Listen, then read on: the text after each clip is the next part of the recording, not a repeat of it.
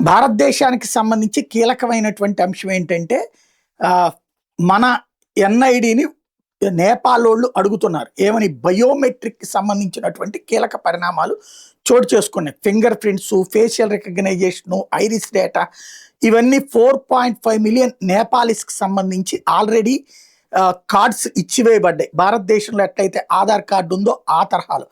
మరొక 20 million applications ఇప్పటికీ ఉన్నాయి. ఇప్పటిదాకా నేపాల్‌లో ఈ డిజిటలైజేషన్ ప్రక్రియ అన్నటువంటిది భారత సంస్థలు చేసుకొచ్చినాయి. ఇప్పుడు భారత సంస్థలు వెనకాడుతున్నాయి. వాళ్ళు డబ్బులు ఇచ్చే పరిస్థితుల్లో లేకపోవడం, భారత ప్రభుత్వం దానికి సిద్ధపడకపోవడం. అంటే ఆ నేపాలోళ్ళ బదులు మేము ఇస్తాంలే తర్వాత నేపాల్ నుంచి కలెక్ట్ చేసుకుంటాం అనేటువంటిది చెప్పకపోవడం. అయితే నేపాల్‌లో ఇప్పుడు ప్రభుత్వం మారినటువంటి నేపథ్యంలో నేపాలీ సిటిజన్స్ ఇండియాకి రావాలంటే మాత్రం passport or original citizenship certificate compulsory చేసినటువంటి నేపథ్యంలో ఇండియన్ సిటిజన్స్ అయితే నేపాల్‌లో ఎంటర్ అయ్యేటప్పుడు మన ఒరిజినల్ ఓటర్ ఐడీ గానీ, లేకపోతే పాస్‌పోర్ట్ గానీ, లేకపోతే ఆధార్ గానీ పనికొస్తుంది.